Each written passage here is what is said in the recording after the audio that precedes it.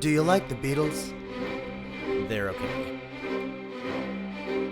Their early work was a little too pop for my taste, but then Rubber Soul came out in 1965, and they really came into their own, commercially and artistically.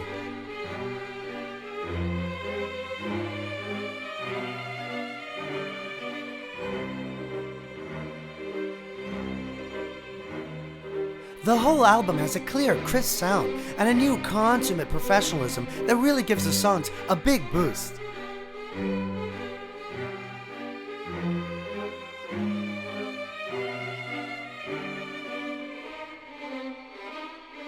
They've been compared to the Beach Boys, but I believe the Beatles have a bitter, more cynical sense of humor. Is that a raincoat?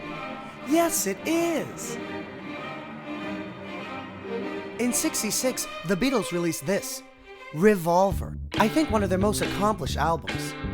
I think their undisputed masterpiece is Taxman, a song so catchy, most people probably don't listen to the lyrics. But they should, because it's not just about the importance of good personal finance, it's also a statement about the band itself. Hey, Paul!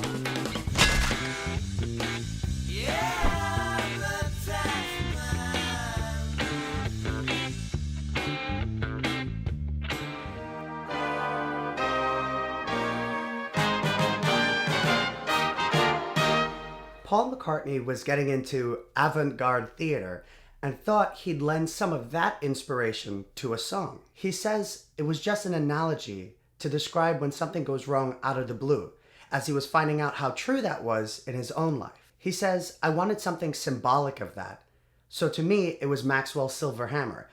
He doesn't know why it was silver, but it sounded better than Maxwell's hammer. And they even used that expression outside of the song for when something went kind of wrong out of nowhere. But I don't know. I've listened to the song thousands of times. I'd often sing it while I'm driving or doing work around the house. But I wonder why it took me so long to realize how batshit crazy it is. It's absolutely frightening. Okay, so it starts with a girl named Joan. She's smart and she studies. And one day, this boy named Max calls her up and he's like, hey, yo, girl, you want to go on a date? And she's like, hell yeah. So she's getting ready for the date. She's super excited. You know, presumably Max is a nice guy. He's handsome, whatever. And she gets a knock on the door. And when she opens it, it's Max. And he's like, hey, you know what? Forget about the movie, but check out this sweet hammer, though. And he murders her. What was the point of the date? Just to see if she would go out with him before he killed her? I don't know. Okay, so moving on. Max goes back to school after murdering someone. And as the song suggests, it's kind of like going back in time to when he was a kid. Because it sounds more like when you're in elementary school, you have to write 50 times, I must not do this bad thing, I must not be so. But I actually think it's funnier if he's going back to medical school and he's sitting around a bunch of would-be doctors and then he gets in trouble and has to write 50 times, I must not be so. So the teacher gets mad at him, probably because of the hammer sitting in his lap that's inexplicably covered in blood, that's also inexplicably there. And the teacher's like, all right, Max, you know what I told you? I told you before, I don't want any hammers in here, especially if they're covered in blood. So you're going to have to stay a little bit later and, write a bunch of times that you shouldn't be a psychopath. And Max is like, okay. But as soon as the teacher turns her back, Max says, I'm crazy, and hits her in the head with a hammer. So in this universe, with bloody hammers and nobody's going to jail, 2 seems like enough. So Max gets caught by the police. So they capture him somehow, and he lets them, and he goes to trial. There's 2 ladies in the back, equally as crazy as Max, thinking he must go free for some reason. And then the judge is like, no, he's got to go to jail. 2 is enough. And then Max teleports behind the judge and murders him with a hammer. You mean to tell me that after he killed 2 people and you captured him and you took him to trial, you guys still didn't take away his hammer? That is some avant-garde craziness, and I love it.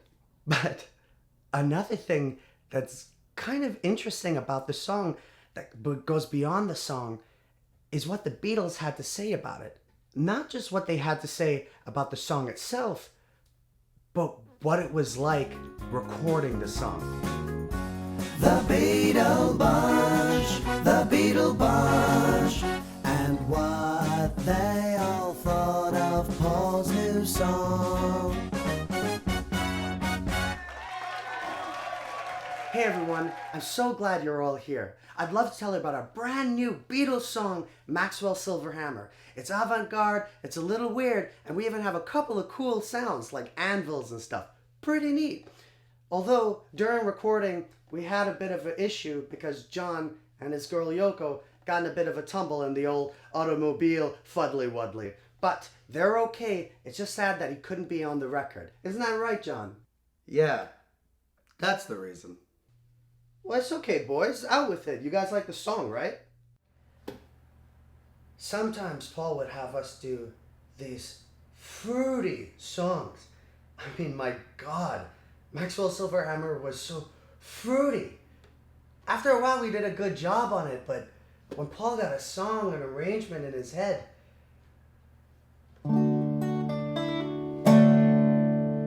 George, it's not fruity, it's avant-garde. It's artistic. The worst session ever was Maxwell Silverhammer. It was the worst track we ever had to record. It went on for fucking weeks. I thought it was mad. Ringo, it was 3 days. That's Paul's. I hate it. Because all I remember is the track. He made us do it 100 million times. He did everything he could to make it into a single, and it never was, and it never could have been. But he put guitar licks over it, and had somebody hitting iron pieces, and we spent more money on that song than any of them on the whole album, I think. You weren't even on the song, John! What a shame. Anyway, here's Maxwell Silverhammer. I really like this song. The Beatle Bunch, the